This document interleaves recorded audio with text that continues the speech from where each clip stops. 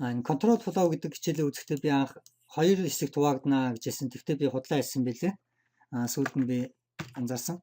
Энд switch statement гэдэг зүйл байгаа. Тэгээ гуравт нь keyboard байна гэж.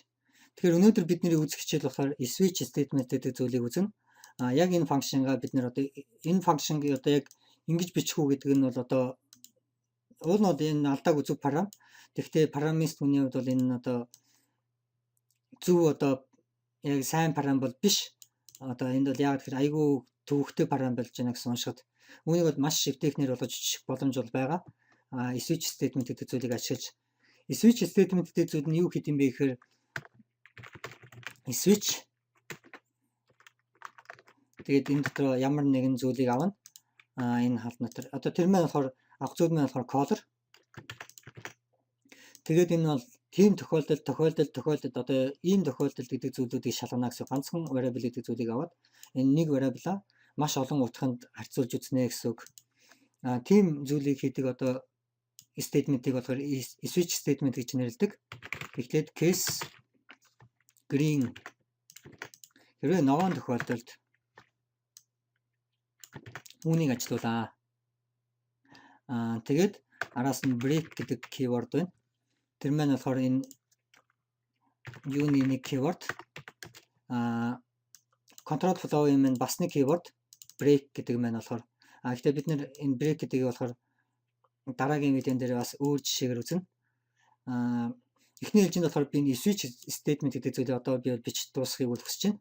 Нэг удаад нэг зүйлийг хийгээд хэрвээ ногоон бол ингэн case red хэрвээ улаан бол danger тэг break. Тэгээд одоо энийг copy-д case хэрвээ yellow бол шар байх юм бол warning. Одоо энэ if ингэж ядаргаатай бичээд байсан зүйлс маань байхгүй болно гэсэн үг. Хамгийн сүүлд энэ else гэдэг зүйл байгаа. Else гэдэг нь одоо үргэлж ажиллах зүйл гэсэн үг. Одоо ногоон биш, улаан биш, шар биш. Одоо тэр тохиолдолд яах вэ гэх юм бол хамгийн сүүлд нь default гэж байгаа. Default нь энэ зүйл тэгээ break. Одоо энэ бол яг өмнөхтэй бол яг ижилхэн зүйл хийж байгаа одоо парам. Гэхдээ хамаагүй уншихад эвтэйхэн color гэдэг нэгэн одоо variable-ыг олон янзын утганд харьцуулж үзэж байна гэсэн үг. Хэрвээ энэ ногоон байх юм бол энийг одоо доор энэ байгаа кодуудыг ажилуулна. Тэгээ break гэдэг нь болохоор энэ switch statement-ийг одоо шууд эвдээд гарнаа гэсэн үг. Одоо шууд энд дуусгачна гэсэн үг. Дараа нь ногоон гэж байна.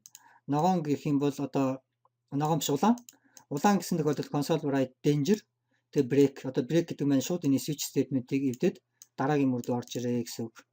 Одоо бид нэр debugger модоор ажиллуулаарай.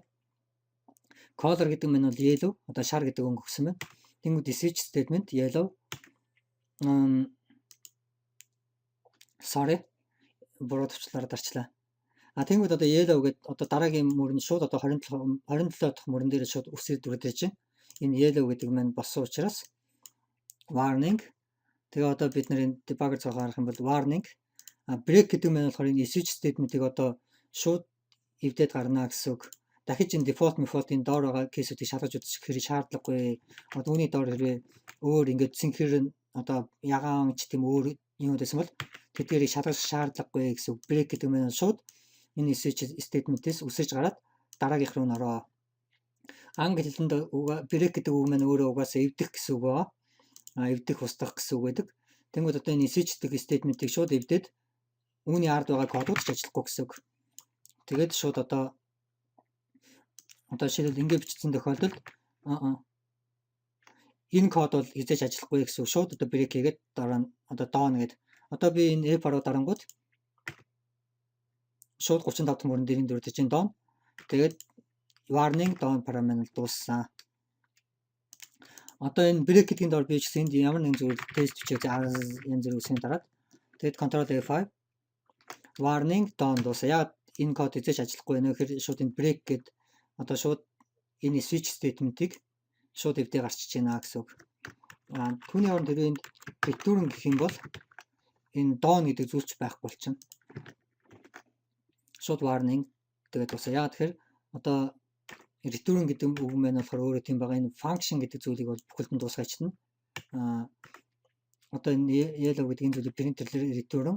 Одоо энд бол ирэхгүй. Яагаад тэгэхээр энэ function маань шууд дуусчихж байгаа. Тэгээд дараагийн одоо энэ function дуусаа, parameter дуусаа. Yellow warning гэдэг дуусчаа. Тэр энэ break гэдэг маань болохоор энэ function бол дуусаагүй. Энэ function маань үргэлжлэн ажиллана. Харин энэ switch statement гэдэг зүйл дуусчлаа гэсэн үг. Шууд одоо энэ switch statement гэдэг зүйлийг break гэдэг дэвдэд гарна. Тэгээд down гэдэг printer-лээ дараа нь байгаа зүйл нь. Тэгмэд warning down. Тэгээд энэ бол switch statement гэдэг зүйл case гэдэг ингээ олон янзаар шалгаж болно. Тэгээд default гэдэг хамгийн сүүлд нь тэр нь бол үргэлж ажиллах утга нь гэсэн үг. Энэ биш, энэ биш, энэ биш. Тэр тохиолдолд default нь ажиллана гэсэн үг. За тэгээд дараагийн хичээл дээр уулзлаа баяр та.